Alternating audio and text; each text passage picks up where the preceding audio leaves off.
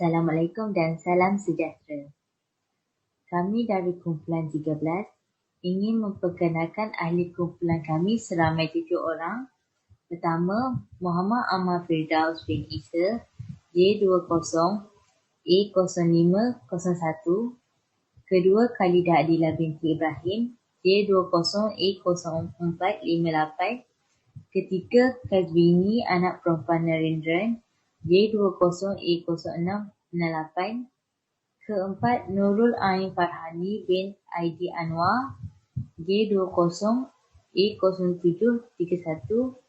Kelima, Aina Nadira binti Nordin, J20A0411.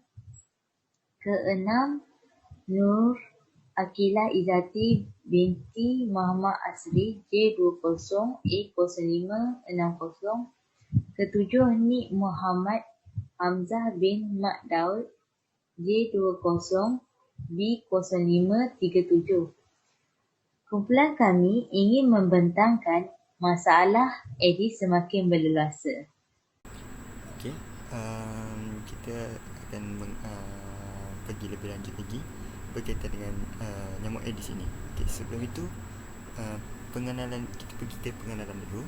Apakah itu nyamuk Aedes? Okey, nyamuk Aedes adalah sejenis nyamuk yang bertanggungjawab memberi virus denggi ke dalam darah manusia, seterusnya menyebabkan demam denggi.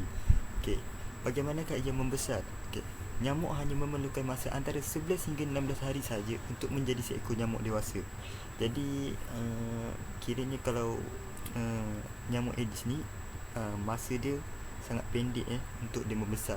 Jadi risiko untuk kena hinggap kat orang tu pun cepat juga. Okay, kita pergi ke seterusnya.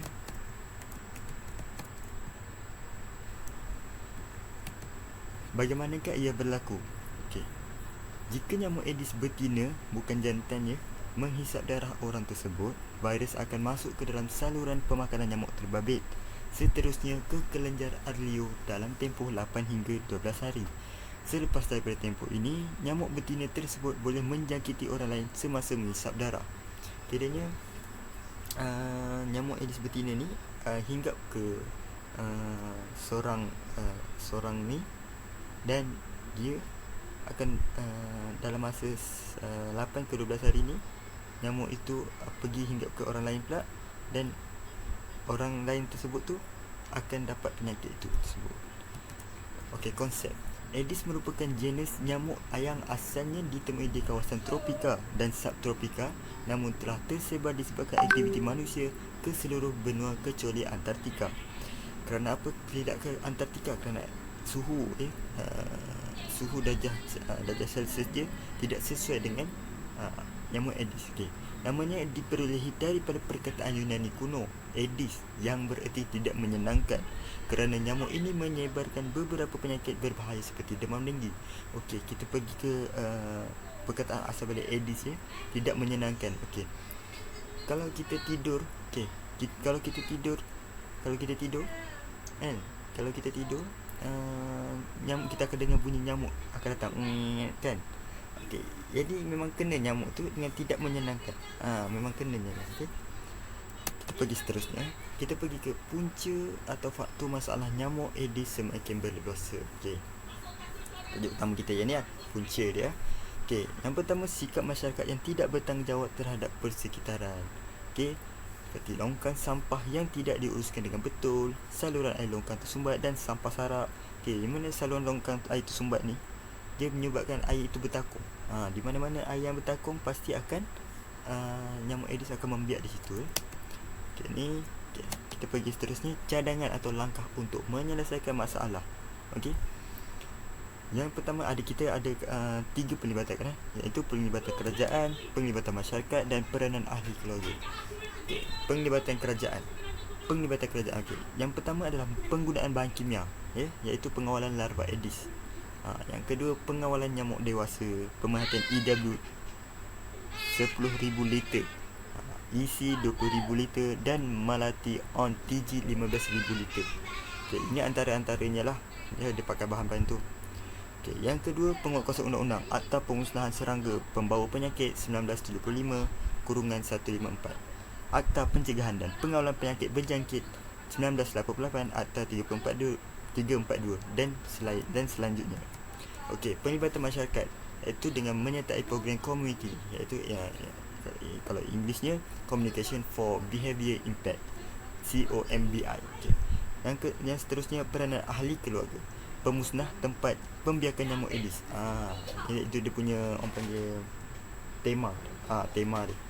Itu meluangkan waktu sekurang-kurangnya 10 minit untuk membersihkan tempat pembiakan seperti macam pasu bunga ke apa ke ataupun tempat-tempat yang bertakung. Kita buang dah. Kita bersihkan. Okey. Itu saja.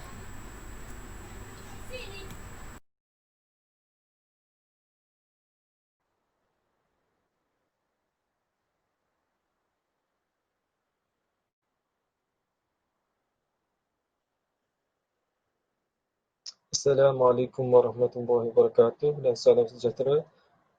Saya akan menyambung untuk bahagian kesimpulan. Okey, secara kesimpulannya, banyak kaedah yang boleh digunakan untuk meningkatkan kesedaran kepada masyarakat tentang kepentingan menangani masalah nyamuk Aedes. Kita dapat atasi penyakit Aedes ini dengan pelbagai cara seperti penggunaan bahan kimia, contohnya fogging, dan membersihkan kawasan persekitaran, membersihkan air bertakung di halaman rumah, mengutip tong-tong sampah, mengutip sampah-sampah sarak seperti tentang kosong, botol-botol air, dan membersih longkang-longkang yang tersumbat. Kerana tempat-tempat seperti itu boleh menyebabkan peningkatan nyamuk Aedes. Kerajaan juga telah menyediakan peruntukan yang besar untuk menangani masalah ini. Rugilah jika kita mensia-siakan peluang yang ada untuk menangani wabak ini.